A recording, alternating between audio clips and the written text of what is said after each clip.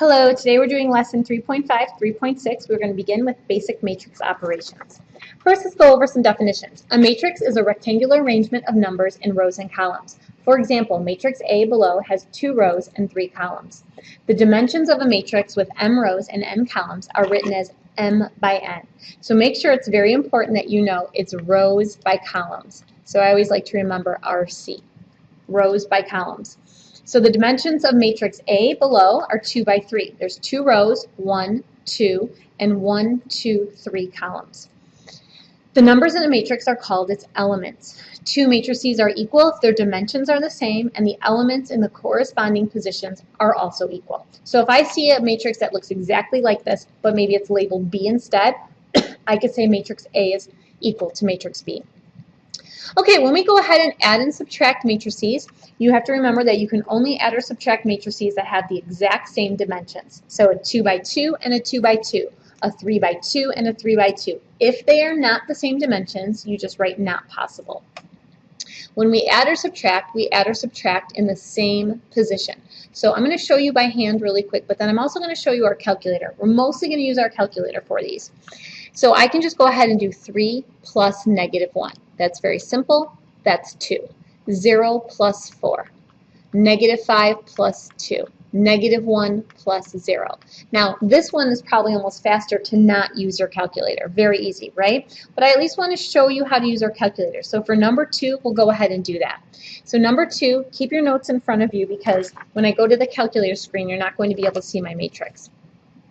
I want everybody to go ahead and do alpha F3.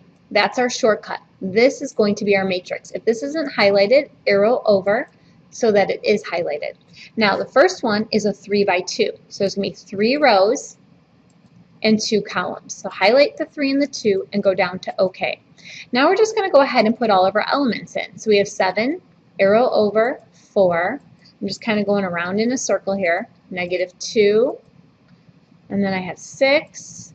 And I'm going over to negative 1, going up, and 0. Now this problem is subtraction, so I'm going to scroll all the way over so I'm outside, put a subtraction sign, and I'm going to do alpha F3 for my second matrix. My second matrix is also a 3 by 2, so I'm going to go down to OK, hit enter, put all of these elements in. So negative 2, 5, 3, I just keep arrowing over, oops, that didn't work, 3, you want to check it, sometimes the buttons stick, negative 10, and then negative 3, 1. Arrow over so you're on the outside of it, hit enter, and there's your answer. 9, negative 1, negative 3, 8, and 2, 5. Let's go ahead, go back to the notes. Go ahead and try this. You try however you would like. You can use your calculator or you can do it by hand, but we'll check it tomorrow in class. Now we're going to move on to scalar multiplication. In matrix algebra, a real number is often called a scalar. To multiply a matrix by a scalar, you multiply each element in the matrix by the scalar. Order of operations for matrix expressions is similar to that for real numbers. You need to perform scalar multiplication first, then addition or subtraction. The reason I put this in here is because of our second example, which we'll take a look at. Okay, again, if you want to punch this in on your calculator, go ahead and do that. You would just do negative 2 first, then pull up your matrix, put in a 3 by 2, and put in all the elements and hit enter. Now in this situation, again, I think it's just a little bit faster to go ahead and multiply by hand.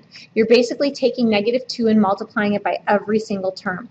When you do that, you get negative 8, 2, negative 2, 0, negative 4, and negative 14.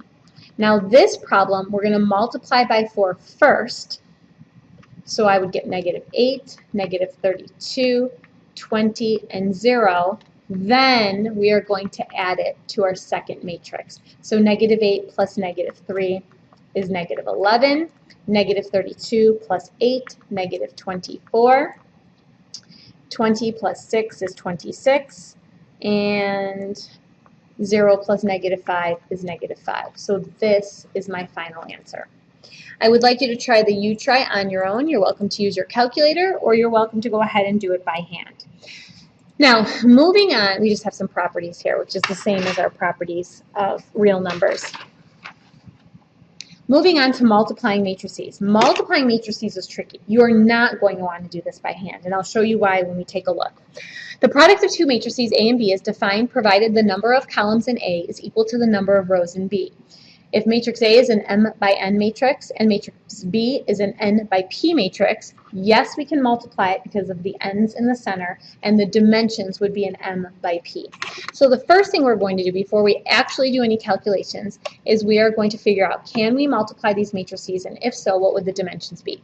So we take a look, rows and columns. This would be 4 rows by 3 columns, 3 rows by 2 columns. You see how these middle numbers are the same? That means yes, we can multiply them. Our answer is going to be a 4 by 2 matrix. Take a look at number 2. See how 4 and 3 are not the same? We cannot multiply these matrices. I would like you to try this. You try on your own. Tell me yes or no, can we multiply it? If the answer is yes, what the dimensions of the final matrix would be. Now take a look at what the multiplication actually is. When you do this, it's very tricky. To get one term, you have to multiply A times E plus B times G.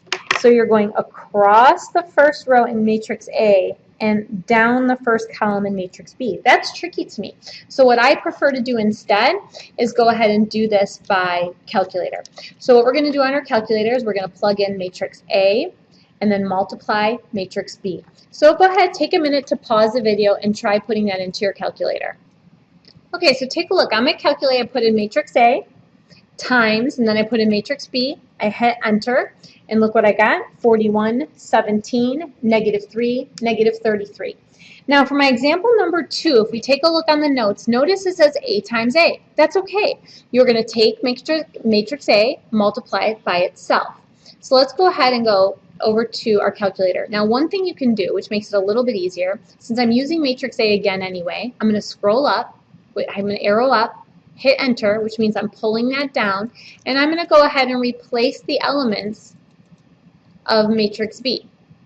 So I'm going to put 1, 4, just saves me a little bit of time, not much, 3, -2. Arrow over, hit enter, there's my answer, 13, -4, -3, and 16. Now what I would like you to do is I would like you to go ahead and try this. You try on your own. What I want you to notice is in matrix multiplication, it is not commutative. You're going to notice because what I got for the answer of A times B is not going to be the same as the answer you get for multiplying B times A. Okay, any questions, comments, or concerns? Go ahead, write it on the bottom of the paper, and I will see you tomorrow in class.